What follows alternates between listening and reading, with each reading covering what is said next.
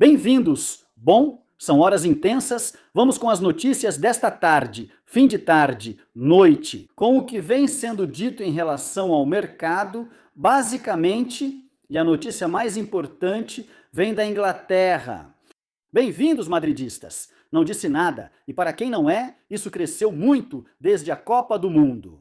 Agradeço a todos vocês que chegaram neste último mês. Lembro vocês de deixarem um like, por favor, neste vídeo, se vocês se interessam por esse conteúdo e se gostam um pouco deste canal, porque os likes são muito importantes.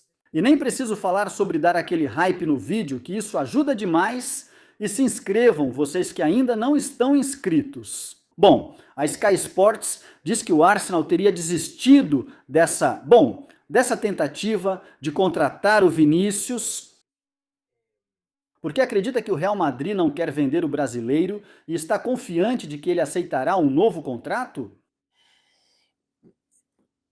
Talvez seja porque o Vinícius, já que o Madrid continua firme com o que ofereceu ao Vinícius, talvez o Vinícius vá diminuir suas exigências financeiras, que tudo tinha que passar por aí, porque senão o Madrid não pode se dar ao luxo de que o Vinícius fique mais caro.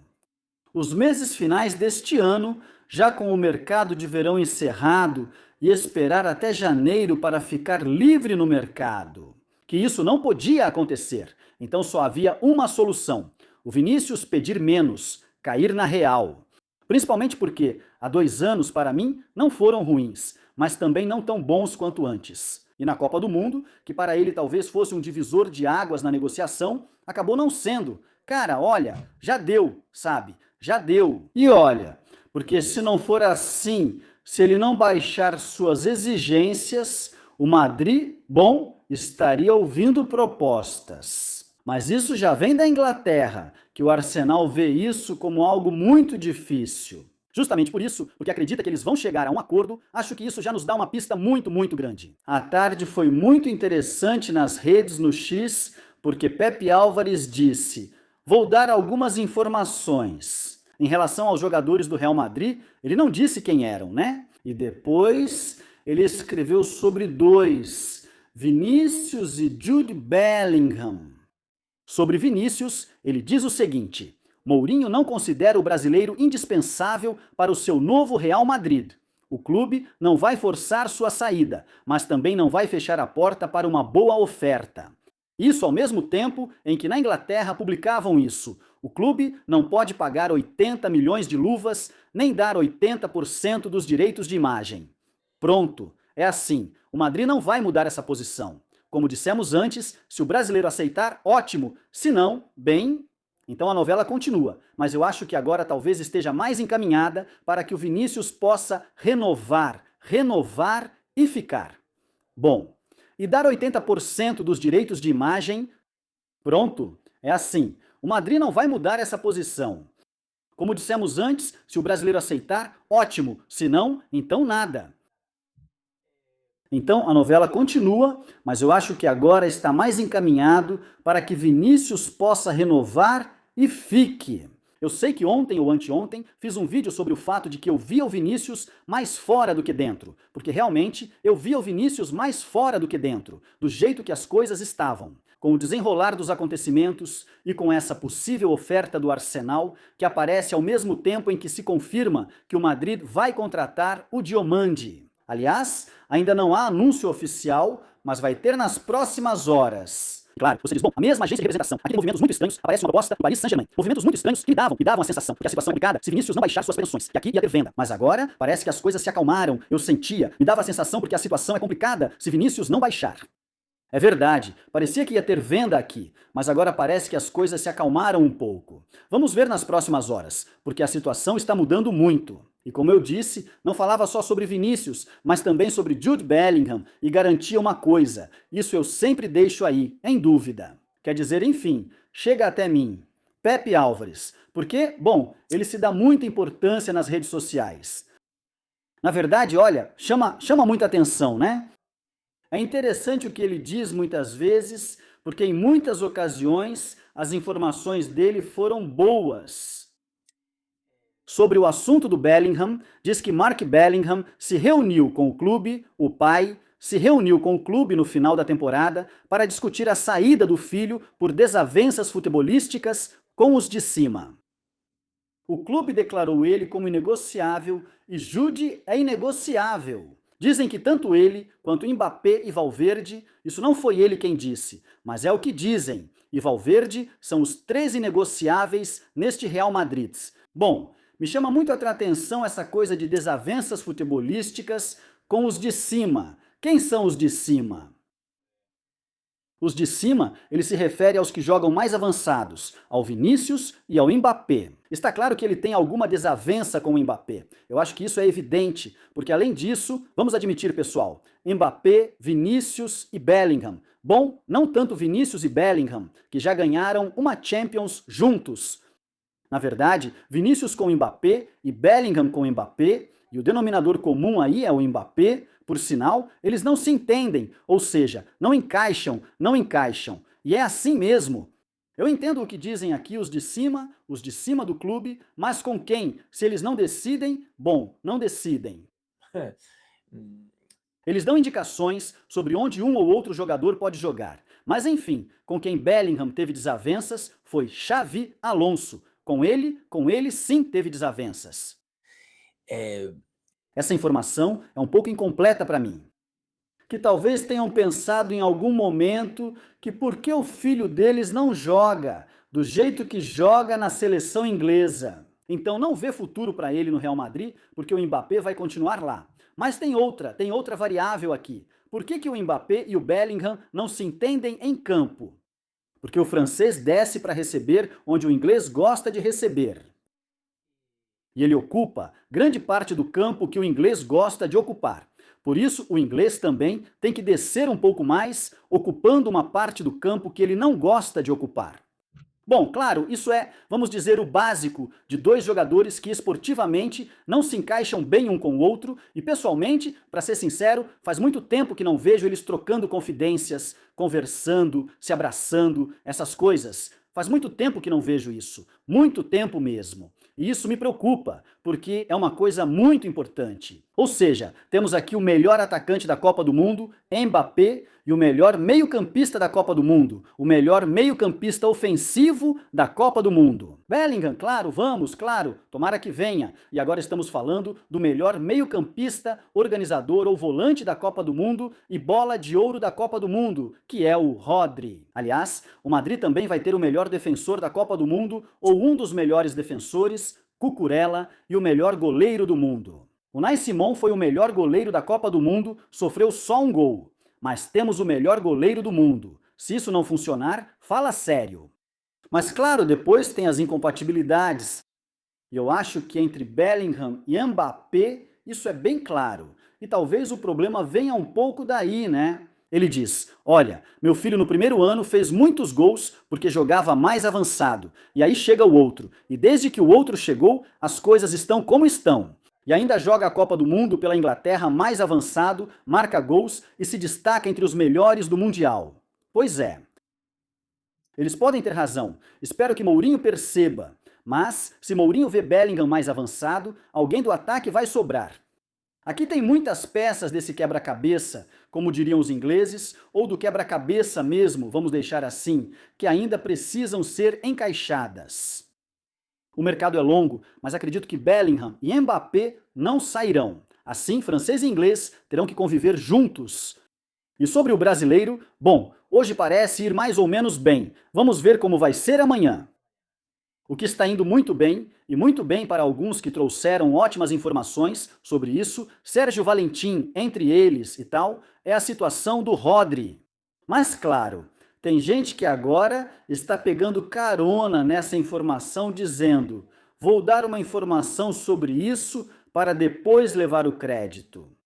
José Félix Dias, no jornal AS, diz que a solução sai em 24 horas, que os dirigentes da entidade madridista foram reticentes durante 11 meses, mas a ideia foi mudando, e o que até o início da Copa do Mundo era um não rotundo, amadureceu e evoluiu para um sim. Claro, isso é uma coisa, que os dirigentes da entidade madridista tenham sido reticentes, que estavam monitorando o Rodri. Claro que houve um relatório antes da Copa do Mundo que não era muito positivo, mas que tudo mudou depois da Copa. Já, José Félix. Mas hoje você está dando essa informação quando outros já estão falando disso há uma semana, que o Madrid já disse que sim, que o Madrid mudou aí. Mas já sabemos como é o José Félix, entrando no último momento para depois ninguém dizer que ele não falou nada. Bom, uma coisa, claro. O City quer um substituto. Já apareceu esta noite, já se falou nos últimos dias, mas agora com mais força o caso do Boatti. O Manchester City, segundo Fabrício Romano, está confiante em fechar com Ayoub Boatti nos próximos dias e segue atento à negociação. Substituto claro de Rodri, alguns vão dizer. Além disso, fizemos isso durante a Copa do Mundo, quando o hype por Rodri ainda não era grande, principalmente nas primeiras rodadas. Porque enquanto a Espanha tinha dificuldade para engrenar, assim como o Rodri, que era o motor do time, já víamos o Boatti surpreendendo todo mundo na primeira partida do Marrocos na Copa do Mundo, contra o Brasil. E dissemos, pronto, é esse cara, né? Que olha, como negócio, por ser tão jovem, talvez pudesse ser muito melhor. O problema é que, bom, também pode acabar não dando certo. E, no entanto, o outro já está mais do que comprovado, né? São 10, 11 anos a mais, mas isso já está comprovado. A questão é que o Manchester City o quer. E também estão dizendo que ele gostaria de algo do Real Madrid. Algo do Real Madrid. Algum jogador, quem poderia ser? Tomara que seja assim, mas não acho. Deve ser algo mais complicado. Cuidado! Bom, vamos descobrir nos próximos dias. A FIFA abriu o processo já depois de 10 dias, meu Deus, contra a seleção argentina pelas agressões e incidentes durante a final da Copa do Mundo. Paredes, Molina e Ayala. Ayala, o membro da comissão técnica.